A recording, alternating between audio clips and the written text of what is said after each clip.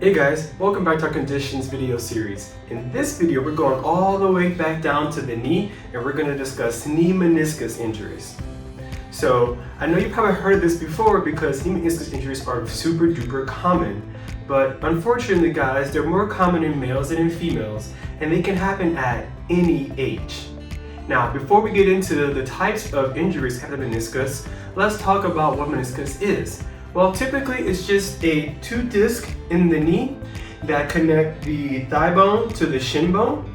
They act as a shock absorber for the knee. They help to distribute your body across the knee and helps you stabilize your knee when you're doing bending motions. Now, there are two types of meniscus injuries. There's traumatic and degenerative. So traumatic injuries usually happen in a younger population, usually an athlete.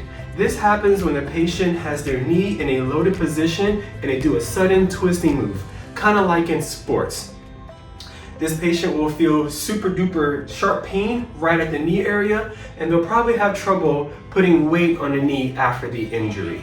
Now, this can also happen if the patient makes a sharp step off from the curve, or if they're lifting something super heavy and doing a twisting motion while they're doing the lifting.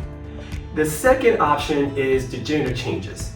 Now, this happens in a more mature population because about the age of 40 or so, we see that our meniscus just doesn't respond or rebound as well as it did when we were younger. Think of like an older rubber band that as you stretch it, it doesn't have as much give, but that's how the meniscus happens. And typically over time, we'll see little micro tears in there that will cause us pain and changes over time.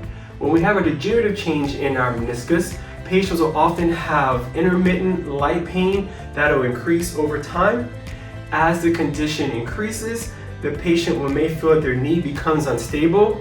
They may feel some clicking and popping in the knee, and they may have swelling along the knee joint and a bump in the back of the leg called a Baker's cyst.